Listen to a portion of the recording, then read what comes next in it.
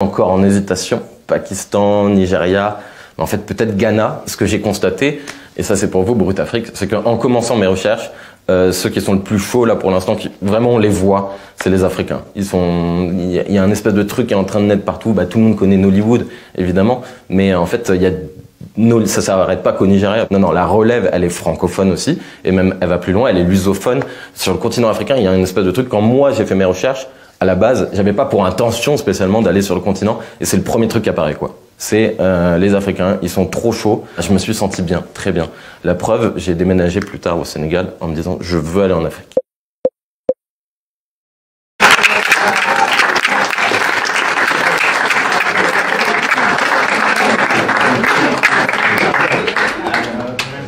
Au début du projet, en fait, moi je travaillais en tant que programmateur dans un festival de cinéma en France. Il s'appelait Cinéma Brut, il n'existe plus maintenant. Et c'était un festival qui se voulait être un peu, enfin on voulait faire une sorte de loi d'honneur au festival de Cannes.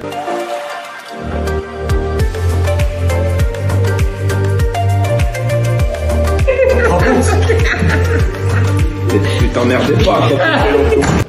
C'était un festival dont les conditions pour postuler avec un film étaient d'avoir fait des films sans budget du tout. C'est-à-dire presque zéro budget, enfin, si on voyait des aides financières, on ne prenait pas. Et moi à la base, j'ai pas fait de formation vraiment, j'ai appris une grosse partie du cinéma par moi-même, et du coup, j'étais très encouragé à l'époque quand je voyais qu'il y avait plein de gens qui arrivaient à faire des films sans moyens. Rendu assez vite. En fait, Johan a eu l'idée de l'envoyer au Festival Cinéma Brut, du coup, à Paris, que j'avais repéré un peu sur Internet. J'ai vu, ah tiens, leur ambiance, leur démarche et tout ça, ça collerait peut-être avec Eratum 2037. Sinon, il n'y avait pas vraiment d'autres festivals où l'envoyer. On l'a envoyé un peu en disant, voilà, on verra bien, quoi. Le matin, on a reçu le mail comme quoi on était sélectionné.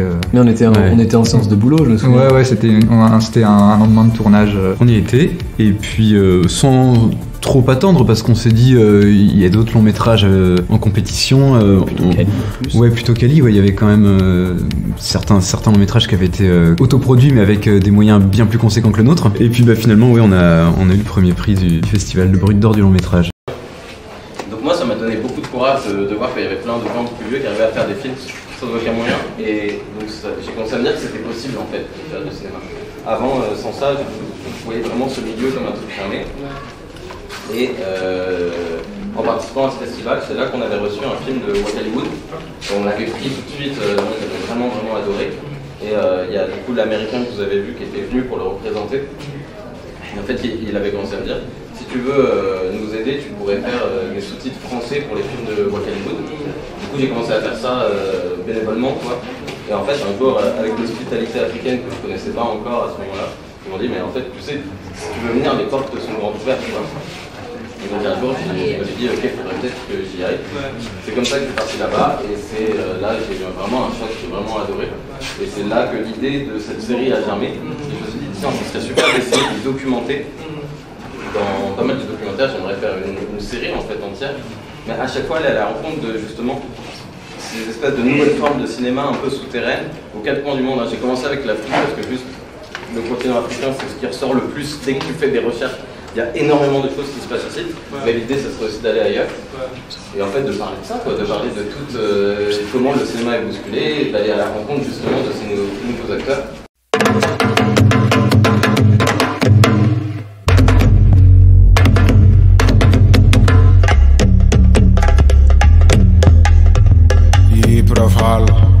Lamp mooy leeral Cheikh Ibra Fall lamp mooy leeral Ibra Fall lamp moom la ñuy seen Lamp Fall lamp mooy leeral Cheikh Ibra Fall lamp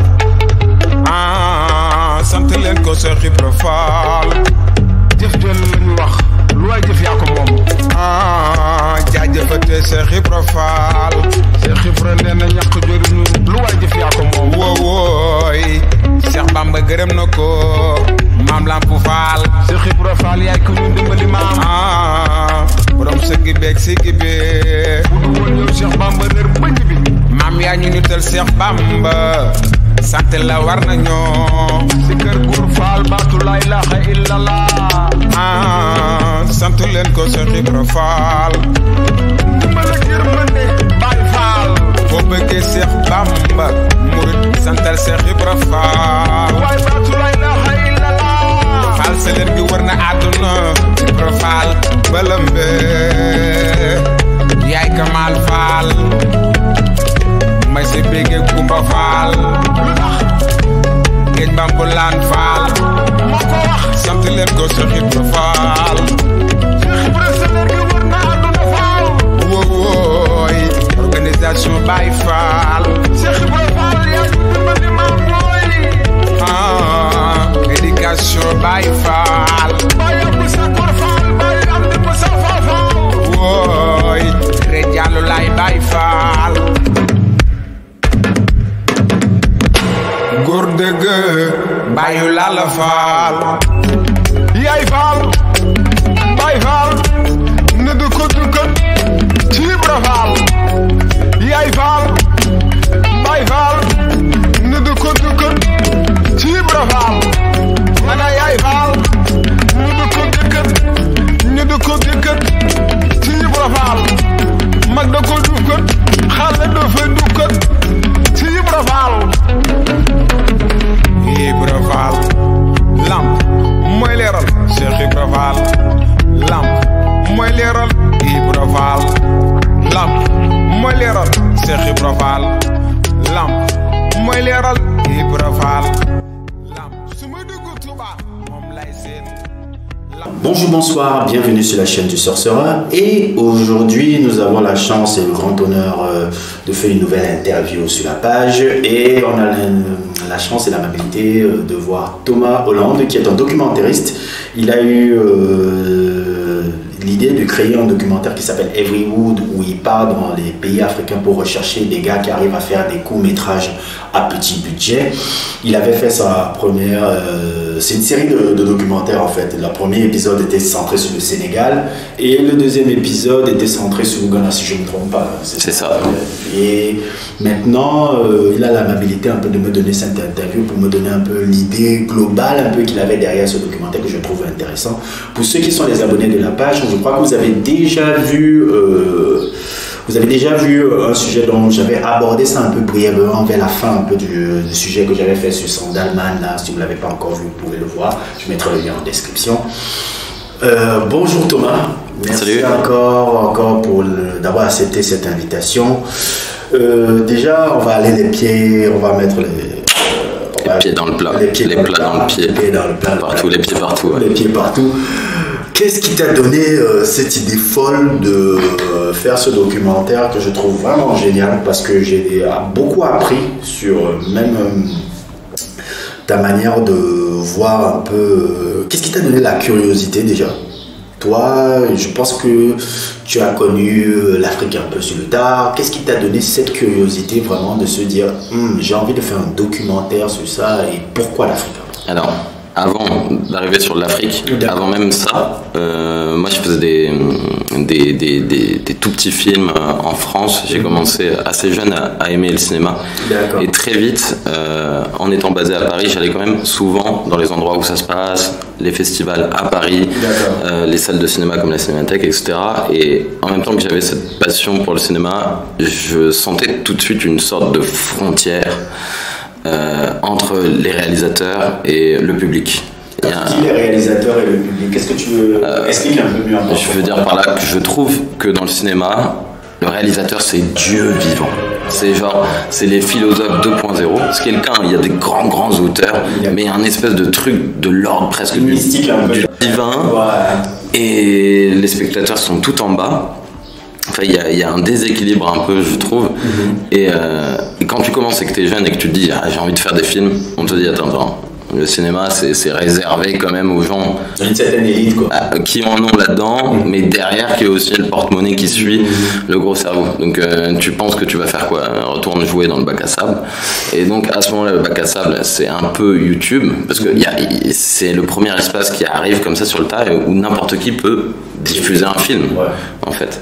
Maintenant ça a un peu changé, YouTube ça a changé, mais vraiment on est en 2010-2012 et donc il y a cette nouvelle forme de création un peu vidéo qui est vachement diffusée sur internet et dont on suit tous les préceptes, les François Descraques et tout, je sais que toi aussi tu connais ça, mais à ce moment-là je vois qu'il y a pas mal d'auteurs qui émergent grâce un peu à la pop culture, à internet et à ces nouveaux espaces qui sont vraiment en marge du système classique.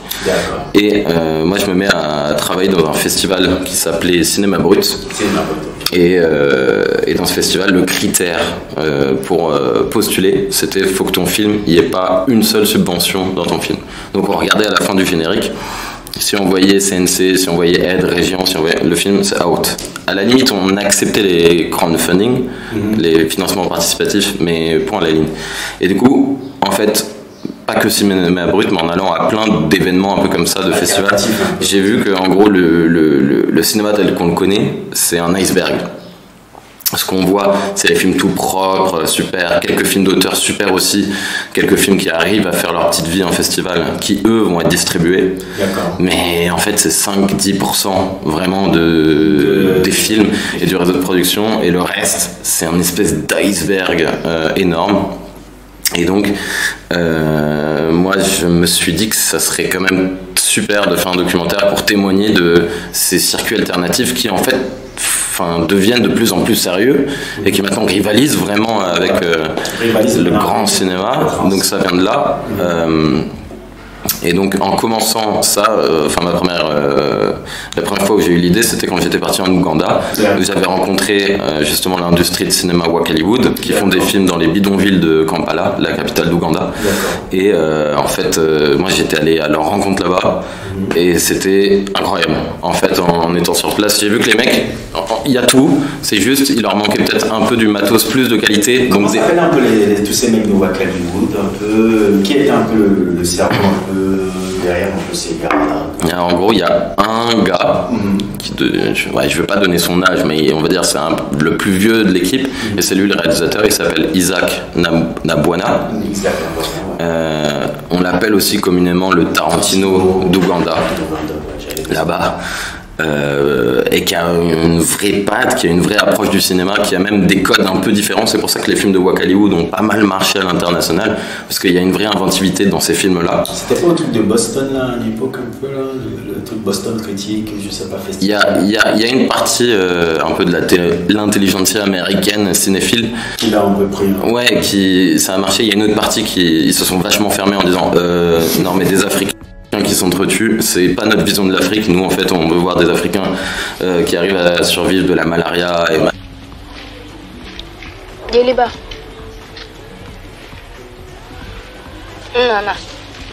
Mabo, isigi. Yafo kumbemba chetawo ko Konate. Nyafo, maranko mfata Konate. Munane toko kubeta. Nyabala eba feka fembe don. Blekadinyo kosobe. Muna yike taiti Konate. Nou nyafiye. Ga feminlo. Nous c'est ça, on veut des Africains pauvres, mais la vraie pauvreté comme nous on l'aperçoit, pas des mecs qui sont dans le ghetto qui s'entretuent, ça c'est pas l'Afrique qu'on conçoit, c'est pas la vraie Afrique. Et vu que c'est les autres qui dictent malheureusement l'histoire de l'Afrique, il y a une bataille là-dessus, mais en gros voilà, c'est un peu ça le truc de Wak Hollywood. Ça a été ça, moi je suis allé à leur rencontre là-bas, ça a été une vraie claque, et en fait quand j'étais là-bas ils m'ont dit mais des gens comme nous tu vas rencontrer partout dans le monde, et justement l'idée c'est mets ça en avant, tu vois. Dans n'importe quel pays où tu vas aller, tu trouveras toujours des gens pas comme nous entre guillemets, mais qui ont cet état d'esprit, qui ont quand même à peu près le même état d'esprit de pouvoir créer de nouveaux codes du cinéma à travers des petits budgets et ne pas forcément suivre les codes de l'intelligence. Parce que je pense aussi que même s'ils sont en Ouganda, ils subissent aussi ce truc, parce que j'ai l'impression que c'est partout un peu ça, le truc de l'intelligence, parce que moi qui vais aussi au Sénégal, il y a aussi une intelligentsia du cinéma sénégalais qui ne laisse pas passer, où c'est toujours les mêmes noms, les mêmes personnes, les mêmes trucs, où ils sont restés encore dans le cinéma de Ousmane Sembène, bon, je ne veux pas dire Djiby Diop Mambéty parce que c'était un peu un avant-gardiste, mais ils sont un peu restés dans ce cinéma-là. Il y a toujours cette intelligence. Je pense aussi qu'en Ouganda aussi, ils subissent aussi subissent aussi ce même rejet. Là, ah, mais ils ont rien compris. C'est-à-dire que même le gouvernement a envoyé des espions dans le bidonville. Si. En disant mais qu'est-ce qui se passe, qu'est-ce que c'est que ces gars là, et ils maîtrisent pas, donc ils ont un peu paniqué. Ah d'accord. Mais après, espion en Afrique, toi tu vois beaucoup plus que c'est pour des gens qui seraient pas du tout africains. C'est juste voilà le vendeur de machin, le truc peut filer des infos. Faut pas imaginer ça comme l'espion. C'est pas du James Bond. Voilà. Ça peut être le gars qui le boutiquier ou je sais pas quoi. C'est comme ça qu'il dit. C'est ça. Mais en tout cas, il y avait une volonté un peu du gouvernement d'Ouganda, un peu panique en se disant qu'est-ce que c'est que ce bordel, parce qu'il commence à y avoir aussi des journalistes d'un peu partout dans le monde. Genre il y a des Japonais qui débarquent, il y a des Chinois aussi qui veulent faire des partenariats avec eux, machin. D'un coup, ça devenait un peu politique. Ça devenait un peu politique. Et en plus de ça, c'est ça qui est dommage, c'est que finalement, c'est les derniers à s'y intéresser. Tu vois ce que je veux dire? C'est-à-dire que plutôt que d'aller se dire, tiens, s'il y a autant de bruit là-bas, c'est qu'il y a quelque chose. La première action, c'est on va envoyer des espions, attention, machin, un truc et tout. Et genre, là, t'as tous les étrangers qui passent, hein, de partout. Hein, c'est pas les Français, c'est pas les Américains, c'est aussi les Asiatiques et tout ça. Et c'est à la toute fin, quand tout le monde, eux, ils ont déjà bien profité, tout le monde est allé faire des trucs avec eux, c'est à la toute fin qu'ils arrivent et font ah non, mais en fait. C'est toujours comme ça. C'est partout comme ça. Après, c'est partout comme ça. Je pense que c'est aussi le côté contre-culture. Quand tu arrives et que tu proposes un truc nouveau, tu déranges. Souvent en art, ou quand tu as quelque chose qui n'est pas dans les codes, dans le chemin classique, mais c'est vrai que... J'aimerais te poser une question. Là, je vais un peu sortir un peu du truc de ton documentaire, mais ça, c'est une question personnelle un peu que je voudrais te poser. Toi qui maîtrises un peu le truc de... Les cocos de Godard, là, les gars de la nouvelle vague, là. Eux, s'ils avaient eu ce genre de problème là quand ils ont commencé? C'est différent. Le truc, c'est que eux, ils sont partis avec déjà, ils étaient avant de faire des films, ils étaient parmi les plus grands critiques de cinéma que tu avais. Donc ils étaient déjà implantés, en tout cas leur nom était connu, puisque tous ces gars-là ils se sont quand même connus dans les années 60, je crois, dans les cahiers du cinéma, en devenant vraiment avec une vraie vision de la critique et une vraie base militante autour du cinéma. Et du coup, quand ils ont commencé à faire des films, il y a eu un accueil critique très très bon, parce qu'effectivement, en plus d'être des très bons critiques, du coup j'imagine que les gens devaient les attendre. Vu que vous avez critiqué, maintenant on attend de vous des résultats. En fait, ils ont totalement bousculé les codes. À l'époque, ils ont créé une autre approche, une autre manière de faire des films, des nouvelles règles, ce côté tourné dans la rue, parler face caméra, prendre des actes très très très en marge avec l'époque. Et un nouvel œil aussi un peu fashion de l'époque et tout ça. Et du coup, eux, ils ont tout de suite plutôt reçu un succès. D'accord. Parce que moi, je me disais, est-ce qu'ils ont un peu vécu un peu ce que les avant-gardistes africains, parce que les avant-gardistes africains qui ont été appréciés, je pense à Mambéty aussi a été apprécié par les régimes internationaux et les régimes... en Afrique, je ne sais pas trop, je ne pourrais pas bien le dire. Ça a été beaucoup d'abord international avant que l'Afrique, je pense, commence à me dire ok, c'était cool. Par exemple, je parle à Toki Buki. Ouais, mais j'ai pas encore vu. C'est le film, je sais que c'est l'emblème. Ah ouais, c'est l'emblème du truc parce que Toki Buki cassait beaucoup des codes de l'époque. Toki Buki, c'était un peu à bout de souffle le Sénégal. C'est-à-dire qu'en termes de... C'était libre, c'était comme si tu regardais un film de jazz. C'est exactement un peu dans la... Cassavetes et tout. Oui, comme les trucs de Cassavetes, comme un peu Shadows de Cassavetes. Okay. C'est exactement un peu ça, c'est Shadows de Cassavetes, mais à l'africaine. À la sénégalaise. Ouais, il est sur ma liste, je l'ai en premier, ça fait un moment que... Oui, parce que Toki Buki, justement, dans ses codes, dans sa structure, narrative qui est non linéaire, et le fait aussi que ça... C'était avant-gardiste, il n'hésitait pas à mettre la nudité, des trucs qui sont dans le Sénégal d'aujourd'hui, impossible, la nudité... Après, ça dépend quelle nudité. Si c'est des femmes au village, dans la tradition de machin. Non, nudité. Tu veux dire l'érotisme un peu? Oui, c'était érotique. Il n'hésitait pas à mettre de l'érotisme un peu dans le truc là, mais pas forcément de manière vulgaire. Mais il mettait de l'érotisme un peu dans le truc. Il faisait une héroïne est féminine, mais elle n'est pas une héroïne féminine un peu qui est dans le subi ou le truc comme ça. Il faisait une héroïne féminine un peu qui était beaucoup plus intelligence, engagée, un peu, je veux pas dire un peu comme Kill Bill dans le truc un peu vraiment engagé quoi. Ah, okay. Dans le personnage, ce film là, même quand je le regarde encore aujourd'hui, c'est l'un des films de Scorsese préférés. C'est même Scorsese qui a refait la version 4K, la restauration et tout ça. La restauration et tout pour que ça soit plus vu dans le truc mondial.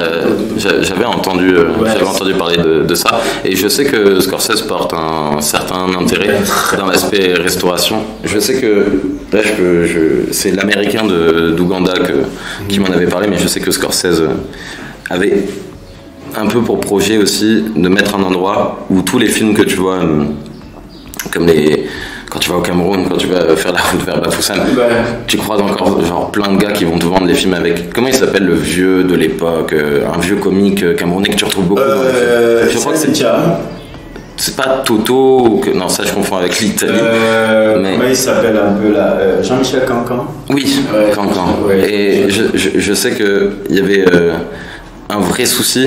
Et les Américains commençaient à le penser, aussi les Noirs américains commençaient à se faire ce souci-là, c'est d'avoir des lieux pour conserver en fait. Parce que les films, surtout en Afrique, ça c'est un problème qu'il y a dans tous les pays, mais en Afrique avec les conditions qu'il y a, c'est un peu plus difficile, et c'est un devoir. Je dirais que c'est un devoir culturel, de patrimoine culturel mondial. Et il y avait un vrai souci d'avoir peur que tous ces films-là disparaissent. Je trouve que c'est ça, c'est très bien. Et je sais que Scorsese était un peu avec les gars là-bas pour essayer de créer un endroit comme ça. Scorsese, il est totalement dans ça. Il fait un travail énorme dans la restauration des films monde entier. Il y a tellement de films qu'il a restaurés là et tout. Et ça, c'est un vrai travail. Et maintenant aussi dans mon truc, qu'est-ce qui t'a amené alors à choisir le Sénégal après ton aventure en Ouganda, qui t'a donné vraiment l'inspiration par rapport à c'est de là où est née un peu la volonté de faire ton nom. Qu'est-ce qui t'a donné alors le truc de vouloir de commencer d'abord particulièrement au Sénégal? Est-ce que tu avais des échos de ce qui se passait au Sénégal? C'était un peu un hasard. En fait, je suis allé en vacances au Sénégal. D'accord. J'étais en vacances avec mon ex-copine, et du coup, moi à côté de ça, je me disais, tiens, je vais faire des recherches pour voir ce qui existe ici et tout. Et très vite, je suis tombé sur une chaîne YouTube qui s'appelle Sky Team Sénégal, avec des gars vraiment pour le coup assez experts dans la chorégraphie, qui font des petits films autour de ça. Et puis, bon, moi, il faut voir, mais moi, au présent de l'époque, j'ai pas encore la connexion avec l'Afrique. Pour moi, c'est un truc de malade d'avoir les numéros WhatsApp sur les affiches du film ou dans les titres. En France, ça n'existe pas, tu vois. Genre, et même en France, enfin, c'est intéressant aussi parfois d'avoir un regard d'un mec nouveau, tu vois, parce que ce qu'il faut voir, c'est qu'en France, tu veux contacter un réal, là, à moins qu'il soit sympa, il y a un espèce de truc, ça rejoint ce que je te disais au début de l'interview, à savoir que le cinéma, c'est ce côté très dieu divin et tout. Non, tu n'auras pas le contact de machin. Tu vois, enfin, genre, qui es-tu pour demander son contact? Alors tu vas essayer de te balader sur des sites internet, sur Unifrance finalement, ou au fin fond d'IMDb, tu auras le numéro de l'agent qui est l'agent de l'agent. Parce que tu comprends, on peut pas avoir de contact quand tu fais. Il y a un truc comme ça qui est insupportable un peu, même si d'un autre côté je comprends pour des grandes stars et tout ça. Je comprends, mais je parle pas forcément de l'aspect star, je parle. Il y a un mindset un peu. Social. Et je trouve que le cinéma, bizarrement, c'est l'art, peut-être avec un autre, où c'est le plus comme ça. En tout cas, tu le ressens le plus. Et alors qu'en Afrique, putain, t'as le numéro WhatsApp, j'hallucine, je fais attends, je peux vraiment appeler le gars, genre comme si j'allais commander une pizza. Oui. Et genre t'appelles le gars, le soir même vous vous rencontrez, enfin. Mais il faut voir, pour moi, j'étais en mode mais qu'est-ce qui se passe? C'est. Déjà ici c'est quand même un peu moins tendu du cul. On peut, enfin voilà, tu vois. Il y a l'accès aux gens quoi. Ah oui, oui. Et du coup je rencontre les gars, ça se passe plutôt bien. Et là ils me mettent sur la piste. C'est vraiment, je parle avec le gars. J'étais même à Brioche Dorée. Et il me fait oui, il y a aussi d'autres gars là, ils avaient fait un film avec un super-héros de sandales. Et là je fais quoi? Directement j'entends super-héros sandales. Je fais non, ça va faire partie du truc. Et c'est là que en fait il me met je sais plus comment, je tombe sur peut-être le Messenger de Aïna. Et c'est là où je contacte Aïna, j'apprends qu'il est à Paris. Il travaille à ce moment-là à la Cinémathèque française. Et du coup il me propose qu'on se rencontre là-bas à un moment où j'étais sur Paris. Donc j'y vais en douce, tu vois. En vrai ils n'ont pas totalement fermé. Je suis rentré en Soum Soum. Ils m'ont fait boire des bières à l'œil. Et en fait Rien qu'en les voyant là, les deux qui font, je sais plus s'ils faisaient la plonge ou réchauffer des sandwichs et tout, mais on était déjà dans un film, tu vois. Genre ces deux mecs qui font leur petit film alternatif, ils font des films de super-héros au Sénégal, mais en attendant ils sont dans la grande institution de cinéma. Mais attention, hein, ça reste des noirs qui font... Non mais il y a un truc quand même qui est ouf quoi. Là, les mecs ils sont en train de faire, tu vois, ils vont croiser les plus grands réalisateurs allemands, Wim Wenders et tout, et le gars il fait la plonge derrière, mais il est quand même dans la maison, tu vois, il fait la plonge avec le regard, genre les gars, un jour nous aussi, tu vois, genre, mais on a tout vu, on a introduit la maison, on est là. Mais putain, le cliché, non mais je me dis, mais rien que ça, est-ce que c'est surréaliste? Les gars, ils font la vaisselle dans la cinémathèque française. C'était le plan, parce que comme ça, on les disait, tu sais, après le truc, parce que bon, ils savent que je suis dans cette network aussi, on se faisait En fait, on faisait toujours le récapitulatif de qui on a vu. C'est-à-dire le soir, il me dit, tu sais, il y a tel qui est passé. Tel passé pour regarder cet avant-première. Par exemple, il fatiguait tous les jours, les gens l'appelaient Shyamalan. Avec Shyamalan. Ah oui, Shyamalan. Ouais, non, si, je vois celui qui a fait le film récemment sur... Et le mec qui a 25 personnalités. Ouais, exactement, Shyamalan, il parlait de trucs, on parlait de glace, on parlait de... Oui, qui arrive à mettre d'accord un peu de public. Mais je sais que c'est la spécificité de ce réal.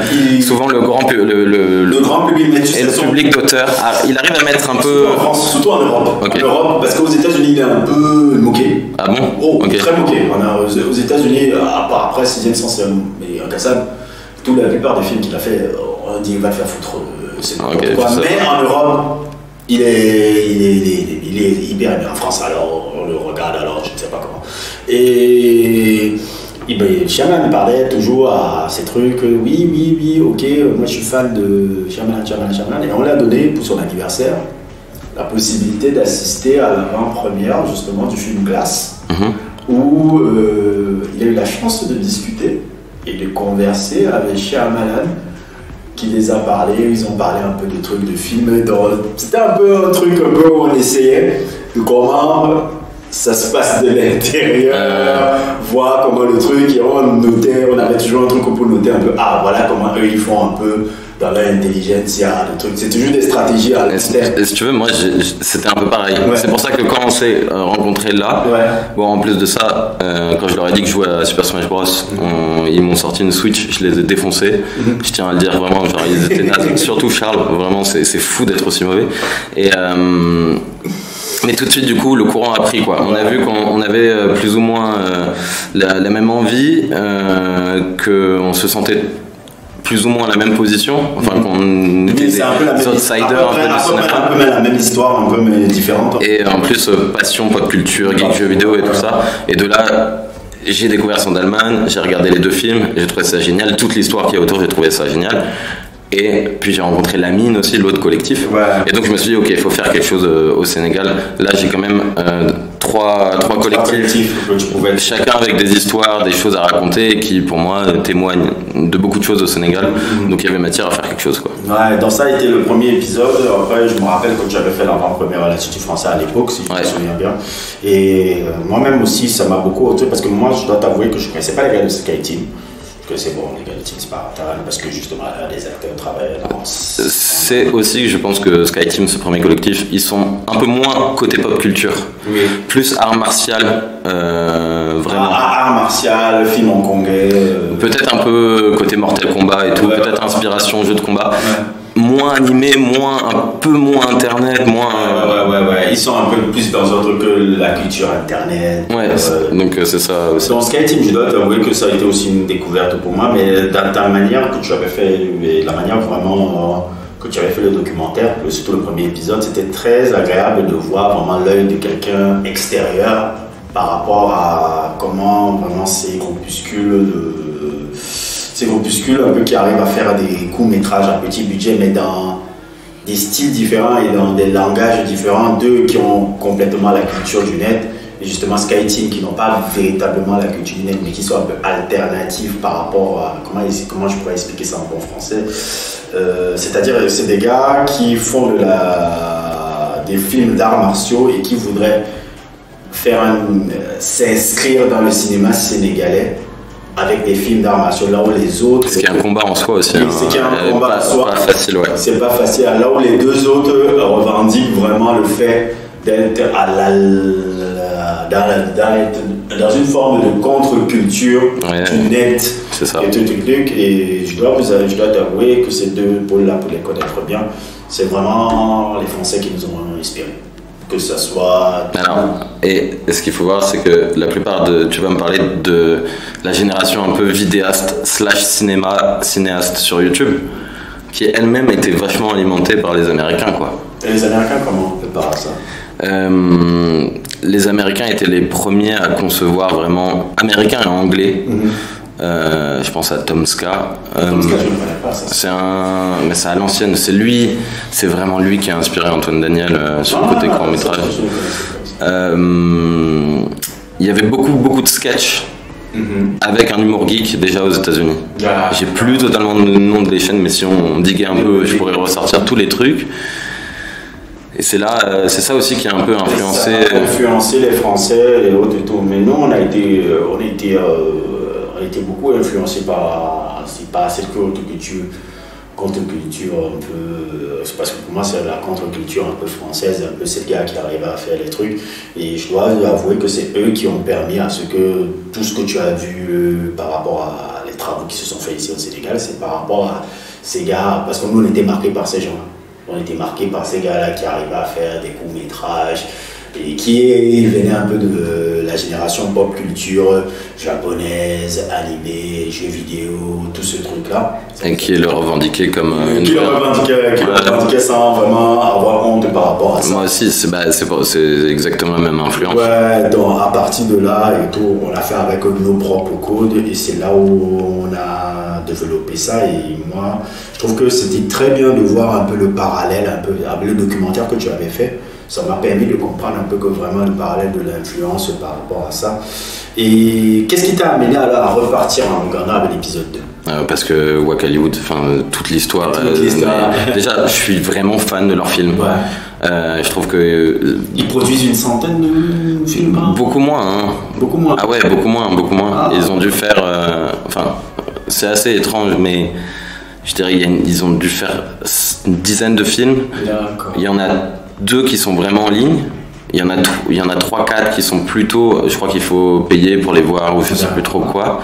Et là ils sont en train de faire la suite de leur film culte Who Killed Captain Alex. Ils sont en train de tourner la suite. En fait ils ont tourné aussi plein de micro-films. Alors est-ce que tu mets ça en tant que long métrage ou juste... Ils produisent très régulièrement, c'est pour ça que tu disais peut-être centaines. Parce que quand je voyais un peu la façon de, quand tu m'avais expliqué un peu, le fait que ça soit tout un village, j'avais l'impression que les gars tournaient un film à la chaîne. Ils tournent beaucoup, mais pas vraiment de longs métrages. Les longs métrages, ils le préparent un peu plus. Ils font plein de trucs à côté, donc oui, eux ils tournent, et puis en fait ils s'occupent aussi beaucoup des enfants, ils aident les gosses parce que les gosses ils ont des groupes de musique, donc ils font les clips et tout, ça marche d'ailleurs très bien en Ouganda, mais ils sont quand même super productifs. Est-ce qu'il y a, à part Waka Hollywood, est-ce qu'il y a d'autres groupuscules qui sont là-bas? Alors c'est assez marrant, c'est que du coup, donc Waka Hollywood a été en tout cas la première industrie de cinéma alternative à vraiment avoir du succès en Ouganda. D'accord.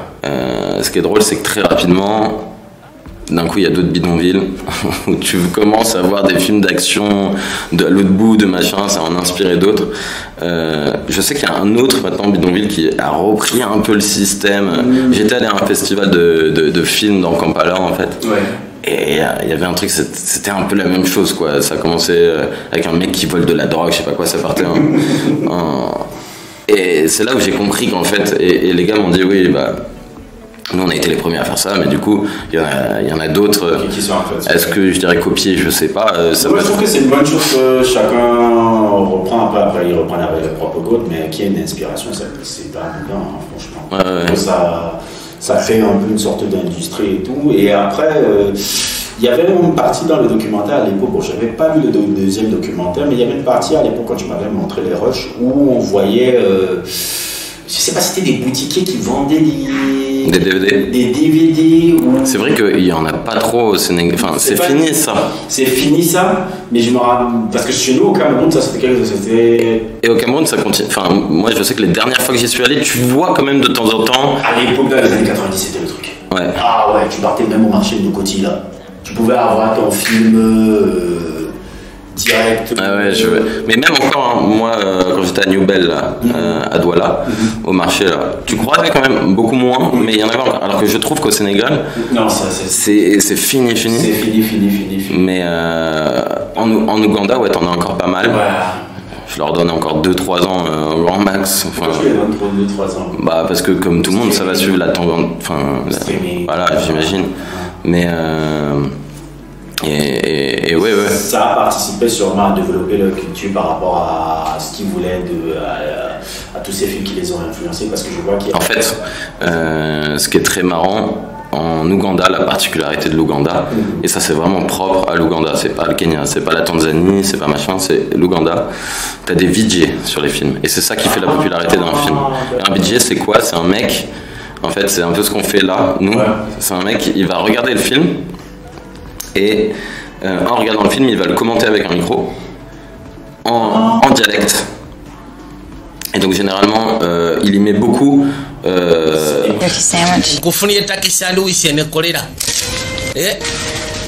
Just guessing. Jasitebereza butebereza munayi.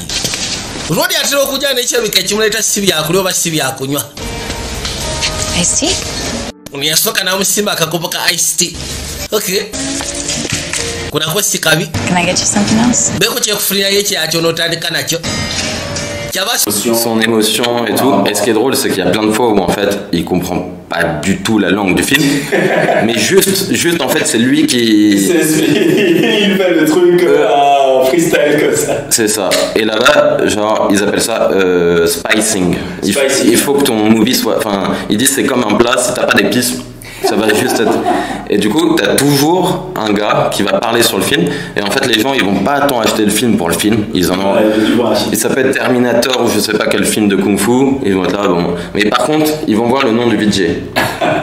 Et t'as des VJ plus ou moins populaires.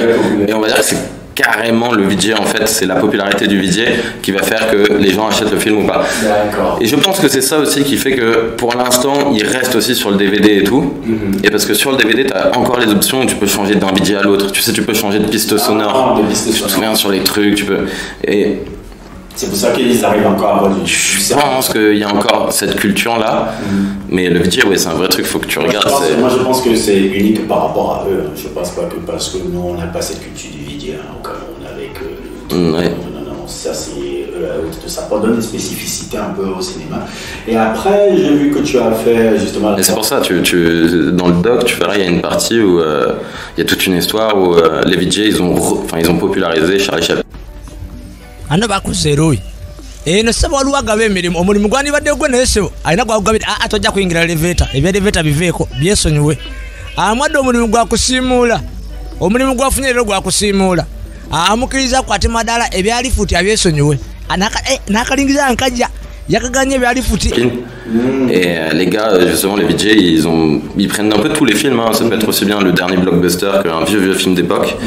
Et je trouve que ça apporte une nouvelle lecture un peu au cinéma, le fait ce genre. Mais ce qui est marrant, c'est que le cinéma est super fermé face à ce genre de trucs. Ils font plutôt leurs trucs comme ça. Et moi, je trouve ça super intéressant. Pour moi, c'est même, on peut même l'utiliser comme une nouvelle lecture même du cinéma. Ça peut inspirer même du genre cinématographique par rapport à cette nouvelle lecture-là. Je trouve qu'il y a quelque chose de truc. Après, j'ai vu justement ce deuxième épisode en Ouganda. Qu'est-ce qui t'a amené justement à ce que tu fasses l'avant-première maintenant?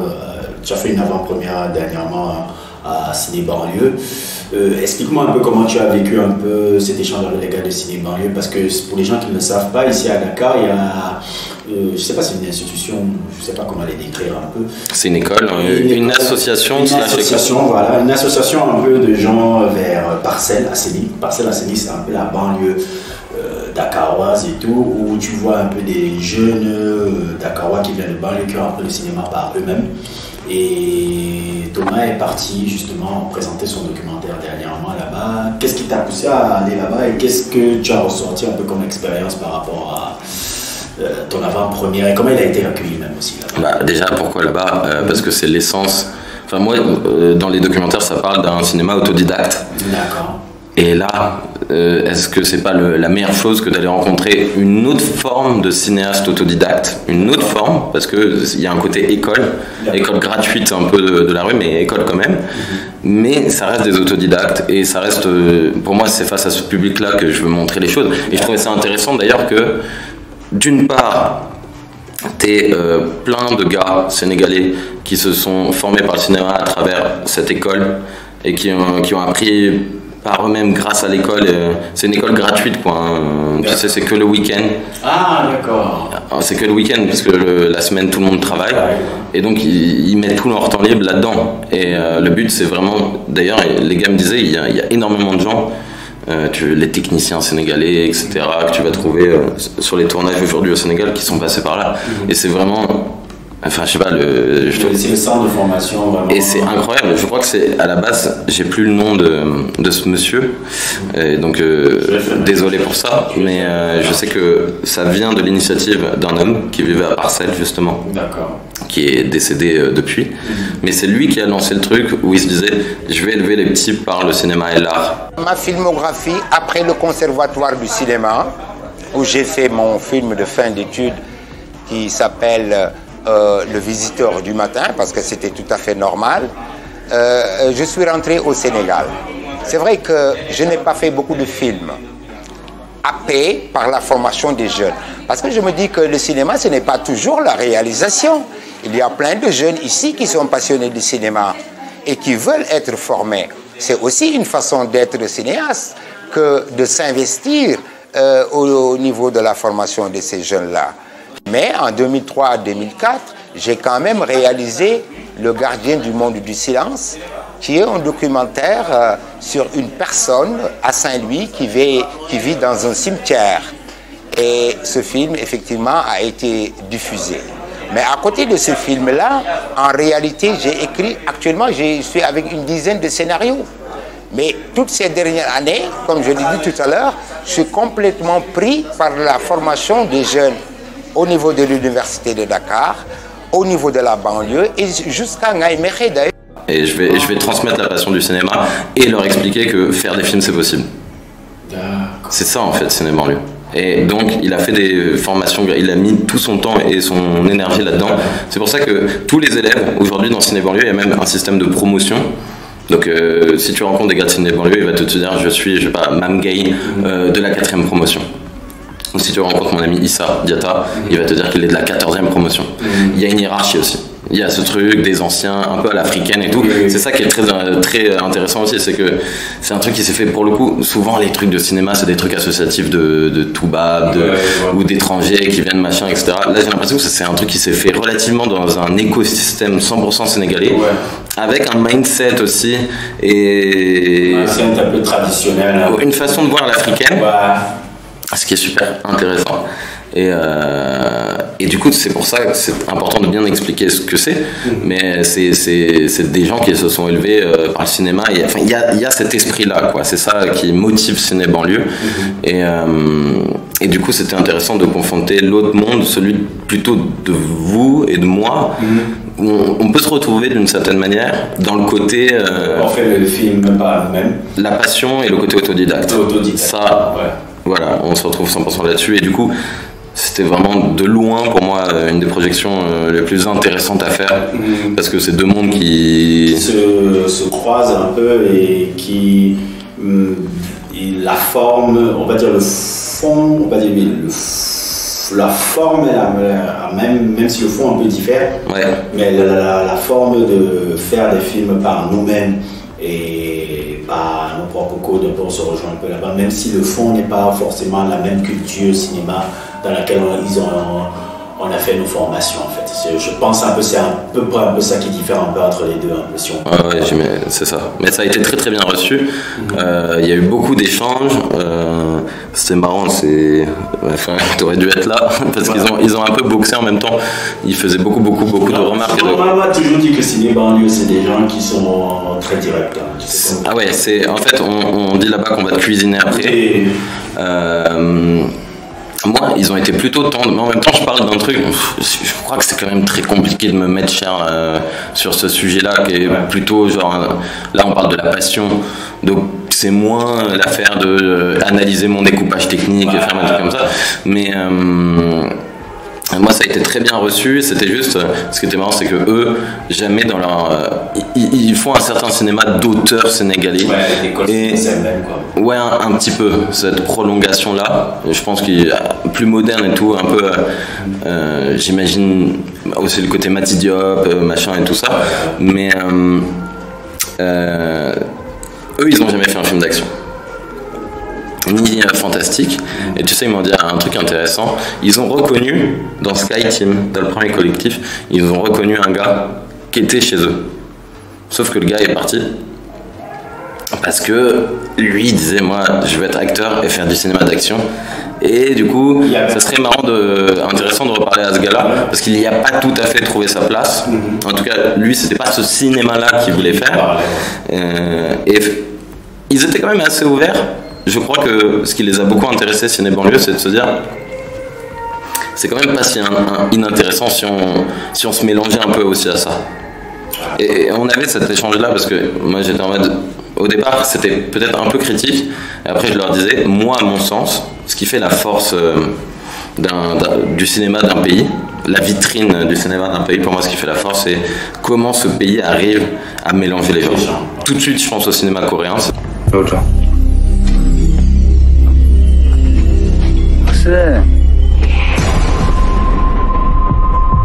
투격을 볼틀에다가 받아치려.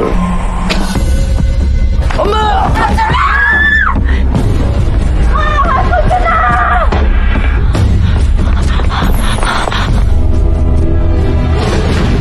너 모나장 뒤를 졸졸 따라갔다면서 사건 장소 쪽으로.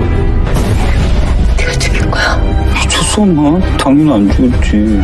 내 아들은 아니야. 내 아들은 Ce que je disais. Dans le cinéma coréen, maintenant tout le monde est en train de bander sur le cinéma coréen, et il y a de quoi. Mais le cinéma coréen te mélange le côté art martial. Je leur dis, pour le coup, il y a vraiment de l'action dans tous ces films. Drame psychologique, thriller, film d'horreur, ça mélange un peu tout. Bon, eux, dans un truc très dark, hein, ils sont quand même torturés de la tête, les Coréens. Ouais, pas que, ouais, j'avais l'autre, tous les gars là, dans leur manière d'écrire et tout. Mais du coup, je pense que c'est ce mélange des genres aussi qui est intéressant. Et c'est pour ça que c'était intéressant de les confronter. Et donc l'accueil était quand même super. Une curiosité en même temps. Oui, en même temps, un côté un peu truc. Mais je crois que ça a été quand même quand je voyais les images, quand tu m'as montré les images, j'ai dit, ah bon, je devais être là, mais j'avais d'autres obligations aussi qui m'ont permis de ne pas venir. Ça m'énerve un peu parce que je voulais aussi participer. Je me rends compte que j'aurais pu participer aussi à un débat parce que je pourrais représenter un peu le collectif là-bas. Non, c'est Lamine qui a pris cher du coup. C'est ce qu'on m'a raconté alors que moi, c'est ça qu'on s'est dit. C'est ça qu'on s'est dit. Abattez la citadelle. Absolument rien à parler. J'allais parler. Et moi, je trouve que c'est une très bonne chose. Même, moi, je trouvais même que c'était vraiment très intéressant que tu partes là-bas. Et ça donne encore un nouveau. Ça fait que des mondes un peu se croisent. Moi, j'ai un truc à te dire, par contre, du coup. Vas-y. Ils attendent Sandalman, hein, c'est ça qu'ils nous ont dit. Ils veulent voir la suite. Déjà, je pense qu'ils veulent voir la suite, mais surtout, ils sont OK pour. Travailler. Faire une projection du 2. Du 1 et du 2. Ah, ils veulent faire une projection. Ils étaient chauds, hein, ils nous ont dit. C'est pas eux qui. Enfin, mais si toi tu les contactes, je pense que c'est let's go. Ah, okay. Par contre, tu vas te faire ramasser. Moi, je vais. Faut que tu le fais pas sans Aïna. Je vais appeler Aïna et il faudrait que. Moi, je peux représenter le film seul. Ça me dérange même pas. Mais c'est juste qu'ils vont attaquer techniquement parce qu'il y a plein. Ouais, il y a des trucs. Et eux là-dessus, ils sont. Ça, j'ai senti. Si Aïna revient ici, moi. Il faut le faire. Ouais, et puis même, c'est stimulant. Franchement, je préfère, si tu fais un film, il n'y a rien de plus stimulant déjà de projeter, ça c'est la première chose, d'être face à des gens qui voient le truc, qui réagissent. Et qui ont des trucs, la seule fois. Et qui ont des choses à dire. La seule fois où on a eu ça, quand on avait projeté à l'époque, c'était l'université de l'audiovisuel qui est en ville, là, ça s'appelait, c'était l'ancienne truc même de Charles. Il y a une université là. C'était une université généralement d'audiovisuel où on formait des cinéastes et tout. J'ai oublié encore Supimax. Voilà. C'était Supimax. On avait fait le truc là-bas. Et à Supimax, je dois t'avouer, là. Ça bagarrait. Ah ouais, il y a encore les images, j'ai encore le jument, là ça bagarrait. En vrai, il vaut mieux ça. C'était, moi je trouve que c'était la meilleure expérience parce qu'il y avait déjà un prof. C'est quelque chose que j'avais jamais vu en général dans le cinéma sénégalais. Et deuxièmement, c'était marrant, c'était super intéressant. Bon. De cinéma là-bas, qui était ici. J'ai oublié le nom de ce monsieur. Il a travaillé même un peu dans les tournages de Scorsese, de trucs. C'est pour ça qu'il est prof un peu le truc là-bas. Okay. C'est quelqu'un, cinéma, tu peux pas lui apprendre, il connaît le délire. Il était à Los Angeles. Le mec, tu vois, lui, on faisait un peu partie un peu de ses chouchous. Parce qu'il dit que vous réfléchissez, vous êtes les premiers Sénégalais que je vois réfléchissant les codes d'ici, tu vois. Ouais, ce qui peut être très excitant. Voilà, le gars, il nous voyait toujours un peu, vous là, vous êtes particulier, tu vois un peu. Donc, on a fait la première là-bas. Et je dois t'avouer, même si 80%, 90% de trucs c'était positif, il y avait ça. Ah, mais c'est ça. Ça questionne. Puisqu'on en sort. Alors derrière, on pourrait faire tout ton boulot pour que ça soit bon, comme celle des autres gars qui font des films de super-héros. Bon, quand on parle de super-héros, d'habitude, on travaille la nuit. Et dans votre film, il y a presque pas de scènes la nuit. Parce que justement, comme on n'avait pas de budget, et comme il y a besoin d'éclairage, on a saisi ces yeux le matin en fait. Et ça questionnait sur le plan là, pourquoi vous avez choisi ce plan là, pourquoi vous avez choisi ce plan là. Il y a même un qui s'était levé qui avait dit que c'est nul de A à Z. C'est nul de A à Z, c'est du travail d'amateur, c'est 1h30 perdu. Et tout. 1h30. Il était au fond là, je me rappelais pas, il nous a fait rire. Il nous a fait rire. Tout, tu vois. Et tu sais ce qui était le plus amusant? Le plus amusant, c'est que, je sais pas pourquoi on n'a pas enregistré la partie. Il y avait les gars qui lui disaient, c'était le public, qui lui disaient, qu'est-ce que toi tu racontes? Qu'est-ce qui s'engueulait avec le public? Et nous, et c'était nous qui se faisaient, c'était qui dit non, laissez-le parler. Oui, t'as envie. Oui. Viens, on se tape. Lui, nous, on était avec Charles. Il dit non, laissez-le parler. Parce que tout le monde disait, toi tu racontes quoi? Et autres et tout. Parce qu'il disait, oui, il y a des éléments du scénario, je ne comprends pas pourquoi le personnage qui est censé être, je crois que c'était le personnage de Moine, dit oui, il y a une contradiction avec le personnage de Moine, il est censé sauver l'Afrique, mais il attaque les Africains. Il faisait des trucs, mais moi j'étais mort. Mais c'est important, et de se challenger aussi, c'est super important. J'étais mort de rire, j'ai adoré. Moi, le truc que j'ai adoré, c'était à Supimax. Je pourrais jamais oublier le gars du fond là. Il était ouf. Il a insulté. Il a dit, vous avez perdu du temps, vous avez fait perdre du temps. C'était 1h30 à chier. Il a dit à chier. Il était pas des morts. Vous savez le bois, j'ai aimé. Et nous, quand on avait fait le film, on s'imaginait que ce qu'on allait entendre, c'est que ça. Donc quand on entendait des choses positives, nous on n'était pas. Vous n'étiez pas prêts. Oui, on n'était pas prêts. Nous on s'attendait que non, les gens allaient seulement insulter, les gens allaient seulement truc. Mais non, mais ça a l'effet, pour moi, ça a le même effet quoi Hollywood, c'est que tu commences au départ, bon, tu captes, la caméra est pas super et tout, la qualité, il y a des problèmes de son, mais en fait, tu vois l'essence du film, tu vois qu'il y a un truc, et donc tu mets très vite de côté la grammaire, entre guillemets, et t'es happé parce que tu vois qu'il y a quelque chose. Il y a quelques films, Sandalman m'a fait ça, et Bad Black de Waka Hollywood m'a fait ça. Et donc, au bout d'un moment, t'es là, tu fais, ok, vas-y, genre, t'as bien compris que les gars, ils ont pas la dernière caméra 8K, machin, et peut-être la light et tous les gears et tout. Et en fait, il faut les prendre au sérieux, faut pas se dire, ils ont du mauvais matos. Non, parfois, c'est des trucs de débiles aussi. T'as pas de matos.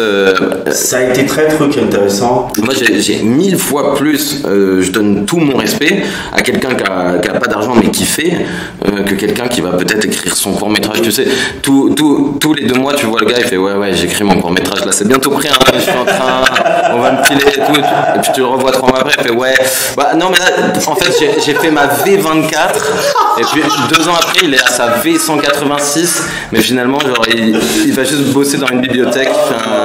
Et son film, tu le vois jamais. Et c'est lui, c'est le même gars là qui va dire vos effets spéciaux, c'est pourri et tout. Mais il a rien fait lui. Alors que je veux dire, c'est ce que je dis souvent aux gens. Je dis même aujourd'hui, maintenant, en 2024, tu peux prendre même juste ton portable là, tu peux faire une idée, un film. Ouais, tu peux faire quelque chose. Et puis même si toi, t'as pas le super portable, tu vas toujours connaître quelqu'un. Tu vas connaître quelqu'un. Qui peut peut-être te prêter un truc. C'est-à-dire créer des choses en 2024.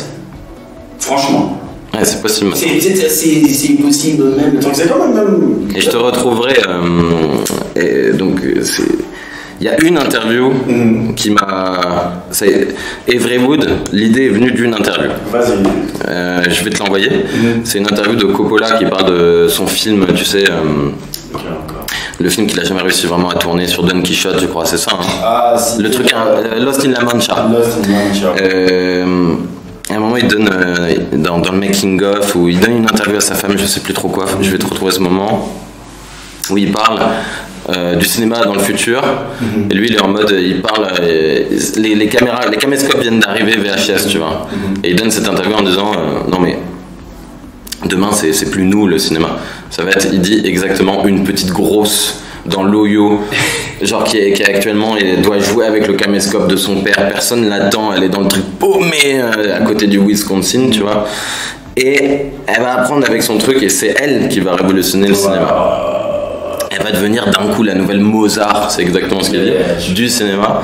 Et du coup moi j'ai dit ok, c'est exactement ça, sauf que c'est pas que l'Oyo, c'est pas que les États-Unis. Il faut aller chercher, voilà, c'est ça. Dans le monde, dans les nouvelles lectures du truc, et c'est pour ça que justement, je pense que le documentaire, la série de documentaires que tu as en train de créer, va avoir une sorte de pérennité sur le temps. Bah, j'espère. En tout cas, il va falloir que tu trouves des subventions, un peu de financement et tout. Je veux ou un produit. Enfin, il y a une boîte de prod, mais en tout cas un distributeur. Un distributeur, parce que c'est justement pour ça que je voulais faire ce sujet-là, parce que tu fais partie des gens que je pense que par rapport au travail que tu fais, c'est quelque chose que si ça est subventionné, si c'est vraiment un truc et tout, dans 40 ans, 50 ans, ça pourrait être un vrai travail d'archive. Inch'Allah. Un vrai travail d'archive qui pourra remonter peut-être si demain, par exemple, tous ces gars-là explosent et tout, ça sera vraiment un document d'archive qui montrera vraiment comment s'est passé ce truc-là, comment ça va le truc. Et comme toi, tu es aussi un occidental qui a un œil un peu sur l'Afrique, la manière, comme tu as ce que j'appelle l'œil vraiment objectif. Personne n'a d'œil objectif. Non, pas objectif, mais l'œil pour toi, parce que nous on se ressemble. Donc ta manière de voir l'objectivité sera proche de la mienne. Objectif, j'ai choisi un mot, mais l'œil de chercher la vérité. De chercher, pas chercher la vérité, mais comment expliquer le mot. L'œil de. Bah désolé, moi je suis tordu avec les histoires de. Parce que en fait, la vérité n'existe pas la vérité, que dans l'œil de celui qui. Pas la vérité, mais il y a un mot que je cherche, mais. L'œil de sortie des sentiers battus, voilà, c'est un peu ça que je veux dire. L'œil de sortie des sentiers battus, que de rester dans les clichés qu'on t'a renvoyés, tu vois un peu. Ça permet d'avoir, tu peux ramener un regard, même là-bas en France, parce que tu as fait une projection en France, j'imagine un peu les mecs qui l'ont vu. Je me rappelle même, tu m'avais dit. Il y avait François Descraques qui était venu. Il a vu ça, il avait été. Il a kiffé, ouais. Oui. En fait, mais c'est surtout lui, il s'imaginait pas du tout. En France, faut voir notre génération, surtout à partir de la mienne, on n'est pas du tout connecté à l'Afrique. En fait, si les États-Unis un peu, le machin, mais en fait, je dirais même pas l'Afrique, on n'est pas trop connecté à la francophonie. C'est pour dégager un peu l'Afrique, c'est plutôt, à part un peu le Québec. D'accord. Les Français sont un peu péteux. Hein. Oui, on est en haut de la francophonie, donc on regarde pas trop ce qui se fait ailleurs. Mais en fait, c'était un peu ça de dire, en fait, dans notre monde francophone, il y a ça aussi. Il y a ça qui a une connexion avec ce que tu as fait toi. Quoi. Ouais, c'est ça. Et donc il y a des points communs, et toi tu as inspiré des gars qui eux vont peut-être inspirer d'autres gars, etc. Mais en tout cas, il existe des connexions. C'est pour ça que je trouve que ton travail là, mérite d'être soutenu, ton travail mérite d'être truc, parce que c'est pas tout le monde qui le fait. C'est pas tout le monde qui a ce genre d'idée là, et ça fait partie des choses qui sont importantes qui peut vraiment participer vraiment au patrimoine culturel mondial, même pas forcément sur un truc, mais mondial même. Bah écoute, merci beaucoup. Ouais, le truc là, non, c'est vrai, je te le dis vraiment parce que chaque fois que je vois le truc là, je dis non, ça c'est les documents qui peuvent servir dans 50, 60 ans. Parce que moi je suis quelqu'un qui me projette toujours. J'espère que l'avenir te donnera raison. Quand je vois des trucs comme ça, souvent je me trompe rarement sur ce genre de trucs là. Quand je vois un truc comme ça, je dis je sais là où ça va aller. Parce que les gens voient un documentaire, ils croient que non, ça c'est des trucs qui reviennent après. Quand on revient après, par exemple, disons un peu que les mecs de Wakaliwood encore font un petit truc. Tu auras le documentaire de voilà comment ça s'est passé, là, ou encore peut-être dans le prochain pays africain que tu vas voir. Donc tu auras déjà le truc en Bangladesh. Et moi, c'est même pour ça que je vais créer cette page et que je parle toujours des sujets que je parle. J'aime toujours prendre très tôt les gens qui ont une vision très loin. Parce que moi, je fais partie des gens qui croient à la victoire sur le temps. La victoire sur le temps, qu'est-ce qu'il fait, tout ce qui est dans tous les domaines que je m'intéresse. C'est toujours les mecs qui ont une idée, parce que je crois en quelqu'un qui est un visionnaire, qui voit un truc. Et je sais que le truc là peut aller beaucoup plus loin. Parce que moi, tous les trucs que j'étudie, tous les trucs que j'ai mis, que ce soit dans tous les domaines, dans le sport, dans le truc et tout, même les personnages, même je suis en train de travailler même sur un sujet, par exemple des mecs un peu sur le football autrichien et tout, et voir comment ça a impacté jusqu'à 50 ans, 60 ans. Je dis, mais le truc vient de là en fait. Donc moi, dès que je vois des gars comme toi, ou des gars partout et tout, des gars comme toi qui ont cette vision-là, je dis non, le gars est en train de créer une série de documentaires qui risquent de marquer le temps. Parce que ça là, si ça marche bien, si c'est bien subventionné, si c'est bien promis, ça doit être subventionné parce que c'est des initiatives comme ça qu'on a besoin. Ça, je ne te le dis pas parce qu'on se connaît, mais c'est vraiment la vérité par rapport à ça. C'est des trucs qu'on a vraiment besoin. Si ça c'est subventionné, c'est sur le temps, ça dépasse même les 10 ans, 20 ans, 30 ans, 40 ans, 50 ans. Ça peut même faire comme les archives de INA que je vois là. Moi je suis convaincu de ça. Ah oui, il y a moyen. Ça j'espère, j'aimerais bien. J'espère que le temps c'est tout le mal que je te souhaite encore là. En tout cas, merci encore pour... merci à toi, merci. C'est toi qui m'accueille. Merci alors, merci de m'avoir donné l'invitation et autres et tout. Tu pourrais peut-être parler un peu par rapport à Everywood. Qu'est-ce que tu pourrais voir un peu pour le documentaire, un peu par rapport à l'avenir, ce que tu pourrais un peu par rapport à ça? Tu as changé. Ouais, écoute, non, je vais essayer de faire court. Je crois qu'on a pas mal parlé déjà. Non, mais j'espère juste que j'arriverai à. Le but, c'est de faire plusieurs saisons. D'accord. On va dire que la première est en Afrique. Là, je suis en train de voir pour essayer de tourner le 3e épisode potentiellement au Ghana. D'accord. Mais ça peut bouger, mais ça serait peut-être le Ghana. Moi, j'espère que je vais réussir aussi à aller voir du côté de l'Amérique latine. Ça m'intéresse vraiment, vraiment beaucoup. Asie, Amérique latine. Après, États-Unis peut-être, les Amériques peut-être. Europe, je connais déjà un peu, donc voilà. Mais c'est un peu la suite. Ça serait de faire ça. À côté de cette série Everywood, il y a un peu comme vous avec Sandalman, moi il y a mon collectif, on est en train de finir. J'ai même oublié. Je fais juste la promotion très rapidement parce qu'ici c'est pas le but. Non, t'inquiète, ça n'a aucun rapport.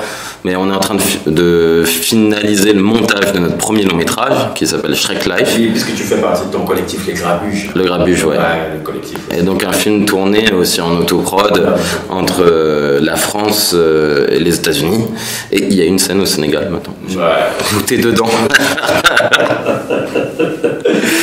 Et ça c'est des trucs et tout. Et vous étiez beaucoup inspiré un peu de tout ce qui... Parce que je sais que tu es très fan des Monty Python, tu es très fan un peu de... Le Grabuge, alors... On aime beaucoup les Monty Python, c'est sûr. Nous, dans notre collectif, je pense... L'influence qui se rapproche un peu plus, c'est vraiment un peu l'humour années 90, genre les Robins des Bois, peut-être. Mais les Robins des Bois, c'est les Monty Python un peu.